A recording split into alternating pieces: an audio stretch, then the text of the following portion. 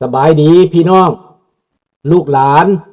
ลาวไทยหัวใจเดียวกันเพื่อเสรีภาพและประชาธิปไตยทุกท่านยินดีต้อนรับทุกท่านเข้าสู่รายการเสียงภาษาลาว Voice of the Lao People Welcome to everyone Bienvenue à toutes et à tous สบายดีเนาะขอห้องเพลงศาสตร์ไปเลยศาสตร์ลาวตั้งแต่เดิมมาขึ้นสื่อลือซาอยู่ในอาเซียนศาสตร์ลาวผูกพันไมตรีร่วมสามัคคีฮักหอมกันหักศาสตร์หักประเทศเฮาหักเจ้าปุกกิจกิสาผู้มักร่วมศาสนาแต่บูหันมาฮักษาดินแดนบ่ให้สัตว์ใดมาล้วนหาวีลบกวนหยาดแย่งสิ่งเอาภายคืนเข้ามารู้วุ่นวายสู่จนตัวตายต้านทานศัตรูสวยเสือจูเลือดเนื้อเสือเผาพื้นผู้กูเอาบรรเทาถูกกันเอาขอบใจเนาะพี่น้องเนาะสบายดีทุกท่านพี่น้องก่อนจะเข้าประเด็นในมื้อนี้ข้าพเจ้ามีประเด็นว่าโจรจีนแกล้งหลอกลวงฆ่ามนุษย์ทรมานมนุษย์ฆ่ามนุษย์ทรมานมนุษย์ขายมนุษย์อยู่ในเขมรในลาวในพม่าและก็ลามไปถึงประเทศไทยมันจะลามกันไปหมดพี่น้องมื้อนี้อันนี้เป็นประเด็นหลักแต่ว่าประเด็นรองจะมาเว้าข้าพเจ้าไปสืบเสาะแสมาว่าคำว่าสุริยาประวงศ์นั้นชื่อจริงแล้วบ่แม่นประวงศ์เด้อชื่อจริงแล้วมันประวงศ์เวียงคำนามสกุลประวงศ์เวียงคำนามสกุลนี่เป็นนามสกุลที่มีตระกูลรุ่นซากพี่น้องเป็นคนที่มีบทบาทอยู่ในแผ่นดินลาวในสมัยก่อนในสมัยพระจักรลาวพญาคำเรียนประวงศ์เวียงคำถึงเป็นพญาได้รับโปรดปรานจากราชวงศ์พ่อแม่ตระกูลคุณศาสตร์ได้รับเกียรติศักดิ์ศรีอยู่ในรัฐบาลพระจักรลาวได้รับการศึกษาเขาห้องว่าบวกชัวซีพวกนี้คนในเมืองเขามาอยู่กับตัวเมืองเวียงจันทร์ได้รับโอกาสกว่าลุงสุนทราอยู่บ้านนอกพวกในเมืองนี้เขาลินผักลินพวกลินเซนลินสายเขามีส่งกันไปเฮียนได้โอกาสไปเฮียนได้รับการศึกษาได้ใกล้ชิดเศรษฐกิจนามสกุลประวงศ์เวียงคำนี่เป็นนามสกุลใหญ่มีบทบาทมีเกียรติศักดิ์ศรีได้เป็นทูตได้เป็นพญาได้เป็นคณะรัฐมนตรีได้เป็นครูบาอาจารย์หลายคนเรียนหนังสือก็เก่งนามสกุลนี้นะเพราะมีลูกหลานอยู่ในเมืองข้าพเจ้านี่ก็นามสกุลนี้เรียนจบรุ่นเดียวกับลูกข้าพเจ้าลูกหลานข้าเจ้าก็เรียนเก่งเบิดฮู้จักข้าเจ้าดีเนาะแต่บ่แม่นนามสกุลมันเป็นนามคนเป็นนามบุคคลพี่น้องหมอสุริยานี้เอาเมียอยู่ดีๆในเมืองฝรั่งเศสโตนมาตั้งแต่อายุ 6-7 ปีนะพ่อแม่พาปุ๊บตื่นข้ามน้ำของมารอดล่มรอดตายมาอันนี้จะเข้าก่อนจะเข้าประเด็นเด้อเอาน้ำจิ้มซะก่อน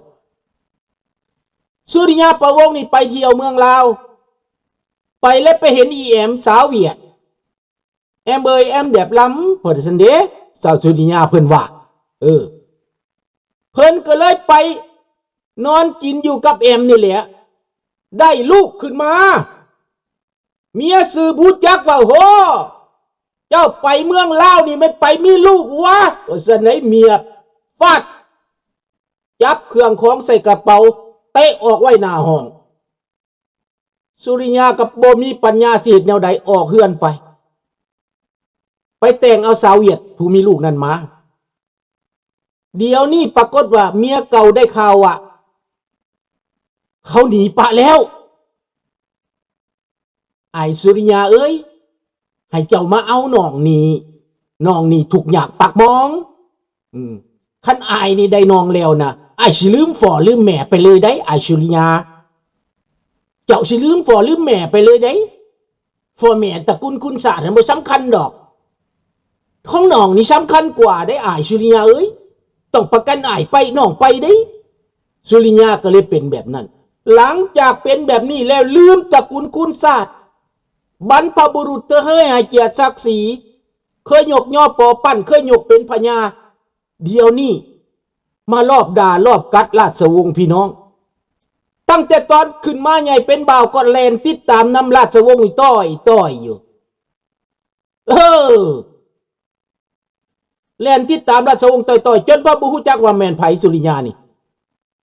มันบ่แม่นสุริยาปะวงศ์มันเสื่องซ่อนไว้ว่าสุริยาปะวงศ์เวียงคำพี่น้องข้าพเจ้าไปสืบมาคักแน่พี่น้องเอ๋ยพี่น้องปะวงศ์เวียงคำนี่อยู่ในระบอบนี่ก็มีเป็นเจ้าเป็นนายหลายคนเยอะเป็นฮอด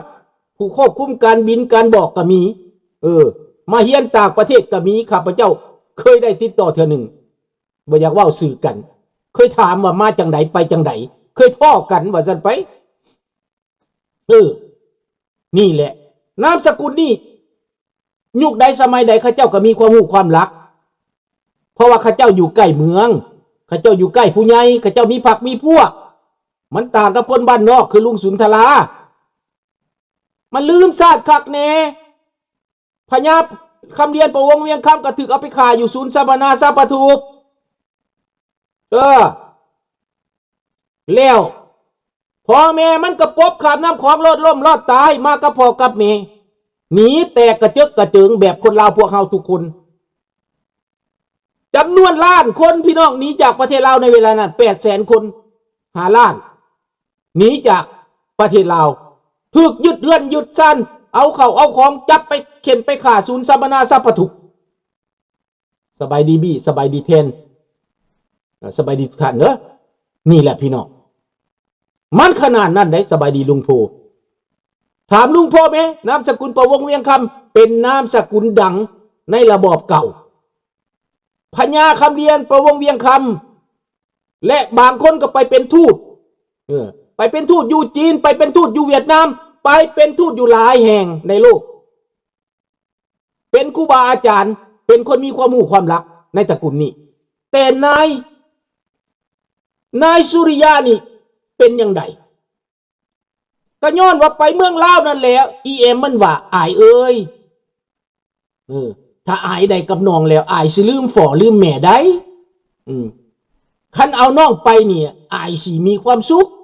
ลืมฮอดฝ่อฮอดแม่พุ่นแล้วก็เป็นจังสั้นอีหลีเด้อพี่น้องเดี๋ยวนี้ลืมเบิดตระกูลคุณศาสตร์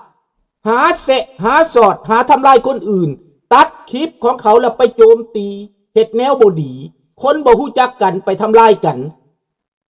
คนเขาต่อสู้เพื่อส่วนรวมเขาต่อสู้เพื่อพี่น้องลูกหลานในประเทศหมอสุริยานี่เป็นปรปักษ์ประกาศเป็นศัตรูกับข้าพเจ้าก็เวลคัมเด้ออยากเป็นศัตรูกับข้าพเจ้าพ่อกันถ้าเมืองลาวเปลี่ยนสุริยากับเมืองบ่ได้อยู่บ่ได้อยู่ในต่างประเทศสุริยาก็ต้องหมุดหัวอยู่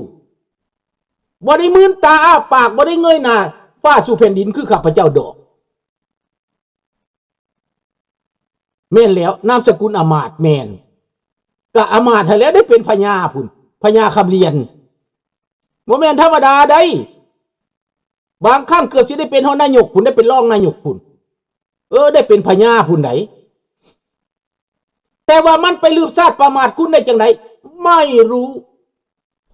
ญาติโกวงติกาเขาคือสิดีใจน้ำมันติบ่เขาคือสิภูมิใจน้ำมันบ่ราชวงศ์นี่นะพระเจ้าแผ่นดินนี่นะให้นามสกุลนี่นะให้นามมยศเป็นพญานี่บ่แม่นธรรมดาได้พี่น้องคนจะได้เป็นพญานะบ่ธรรมดาเด้อที่เข้าไปอยู่ในวงในราชวงศ์นี่นะบ่ได้มีหลายได้เป็นองคมนตรีได้เป็นพญานั่นพญานี่นะบ่ธรรมดาเด้อแต่ว่ารุ่นหลานรุ่นเหลนรุ่นลูกมาลอบกัดหลานพระเจ้าฟ้างุ่มพี่น้องบักสุริยาบักเนรคุณบักลืมชาติลืมแผ่นดินบักลืมพ่อลืมแม่ย้อนนี่แล้วแอมแดบล้ำเนี่ยลืมฝ่อลืมแม่หมดเลยพี่น้องมาลืมตีน หอมหอยแก้วไปติดหอยแก้วแล้วติดหอยหนองแล้วอายสิลืมฝ่อลืมแม่ไปเลยได้เด้อบ่าเป็นแนวนั้นนะพี่น้องเอ้ยนามสกุลพระมหากษัตริย์แต่งตั้งแท้ๆอันนี้นะและให้เกียรติศักดิ์ศรีแท้ๆดังนั้นทั่วโลกทั้งโลกก็ฮู้กันหมดแล้วพี่น้องข้าพเจ้าเอาน้ำจิ้มให้พี่น้องฟังและต่อไปข้าพเจ้าสิเปิดไลฟ์กว่านี้ถ้ามันบ่หยุดมึงบ่หยุดมึงเป็นศัตรูกูอยู่ดินแดนแห่งใดก็ตามมึงเป็นศัตรูกูเข้าใจแล้วบ่เพราะว่าการกระทำการใส่ให้ป้ายสีการหมิ่นประมาทเหยียดหยามข้าพเจ้านี้ข้าพเจ้าจะบ่ยอมเกิดขึ้นมากูสร้างความดีมาตลอดชีวิตจะบ่ให้มึงมาลูบหน้าป้าจมูกลิ้นบักซาดควายบักซาดหมาบักเดียรสารบักแอมกอนจอดีอันกึดแอมฮานอยแอมก็แอมเวียดนามฮานอยดีอันกึดดีเจเห็นบ่ล่ะพี่น้อง